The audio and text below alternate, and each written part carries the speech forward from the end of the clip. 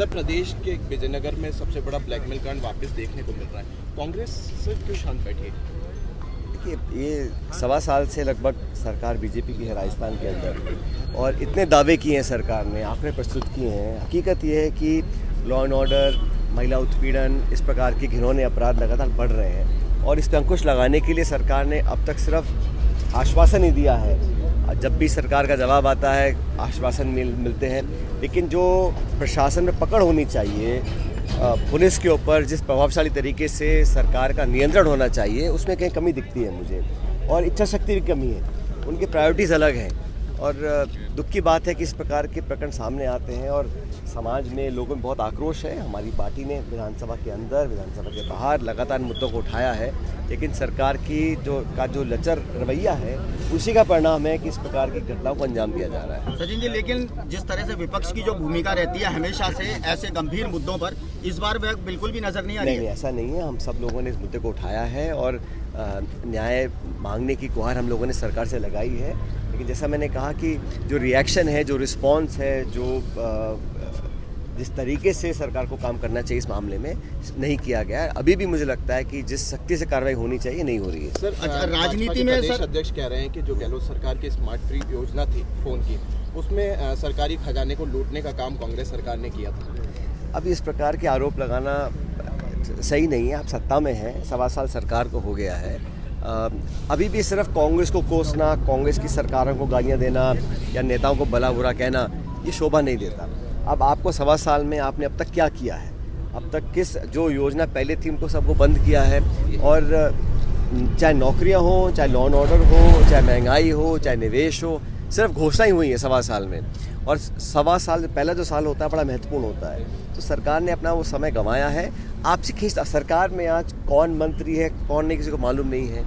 आपस में इतना खिंचाव है, इतने सारे सत्ता के केंद्र बन गए हैं, ब्यूरोक्रेसी हावी है, और डॉक्टर किरोड़ी मीणा जी मंत्री हैं या नहीं किसी को पता ही नहीं है। ना तो उनको रखा जा रहा है, ना उनको हटाया जा रहा है, ना उनको काम दिया जा रहा है, ना उनसे काम करवाया जा रहा है, लेकिन फिर भी वो मंत्री हैं। तो ये जो असमंजस है, किस लिए, क्या मजबूरियां हैं? सरकार में डिपार्टमेंट है, आपने शपथ दिलवाई है किसी व्यक्ति को, या तो उनसे काम कराओ या उनको फ्री कर दो। दोनों काम नहीं कर पा रहे हैं, और आपस में जैसे मैंने कहा ना, इतने सारे पुराने नेता हैं, नए को वो बचा नहीं पा रहे हैं। आपस में इतना खिंचाव है सरकार का कि एक बड़ा कंफ्यूज वाला मैसेज पूरे प्रदेश में जा रहा है। राजनीति में राजनेताओं की भाषा संयम लगातार होती जा रही है। अभी कुछ दिनों पूर्व विधानसभा में भी इसका प्रत्यक्ष उदाहरण देखने को मिला। भाषा का किस तरीके से उपयोग? देखिए, इस राजनीति में जो हम लोग बोलते हैं उसको जनता सुनती है, तो बहुत सोच समझकर अपनी शब्दावली का प्रयोग करना चाहिए। अभी कुछ दिन पहले जो सदन के अंदर स्वर्गीय इंदिरा गांधी जी को लेकर जो बातें बोली गई वो अशोभनीय थी, और मुझे लगता है कि ये बात सिर्फ कांग्रेस पार्टी की नहीं, पूरे देश के लिए है कि जब कोई व्यक्ति दुनिया में ना हो, खासकर ऐसा व्यक्ति जिसने देश के लिए अपनी शहादत दी हो, देश की प्रधानमंत्री रही हो, और भारत रत्न उनको मिला हो, उनके प्रति इस प्रकार व्यंग्यात्मक टिप्पणी करना, शब्दों का प्रयोग करना बड़ा गलत था।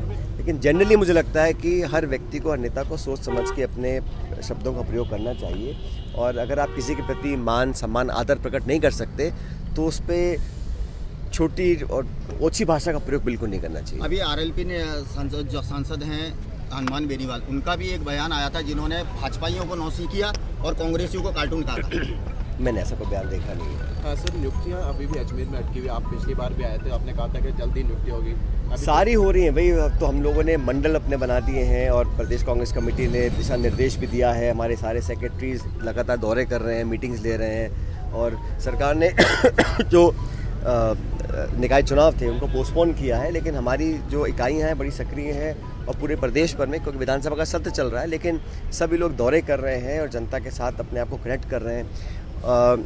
राजस्थान में जो सरकार बनी पिछले विधानसभा चुनाव के बाद, सरकार बहुमत मिलने के बाद से ही लगातार जनता को निराशा देखनी पड़ी है, और जैसा मैंने शुरू में कहा, जो खिंचाव आपस में है, भाजपा का जो नेतृत्व है उसमें आपस में बहुत खिंचाव है। दिल्ली, जयपुर में, राजस्थान में कई सत्ता के केंद्र बन गए हैं, और उसका संकेत साफ दिखाई देता है जब गवर्नेंस और प्रशासन पर उसका प्रभाव पड़ता है, और उसका खामियाजा जनता को भुगतना पड़ता है। जो कांग्रेस पार्टी के अंदर खिंचाव नहीं है सर? हमारी पार्टी में हम विपक्ष में हैं, और हमारे पूरे विधायक दल, पूरी पार्टी एकजुटता से जनता के हितों की रक्षा कर रहे हैं हम लोग, और जहां हमें लगता है हमें इंटरवीन करना है, एक कंस्ट्रक्टिव ऑपोजिशन का हम रोल प्ले करते हैं। विधानसभा में आप देखिएगा हम लोग मजबूती से बात को रखते हैं, और कांग्रेस की ताकत ये रही है कि हम एक मास बेस्ड पार्टी हैं, सब लोगों को साथ लेकर चलते हैं, और यही मुझे लगता है हम इसका लाभ मिलेगा अगले 4 साल के बाद जब चुनाव होंगे। सर राजस्थान में नेतृत्व बदलने की जरूरत है कांग्रेस को?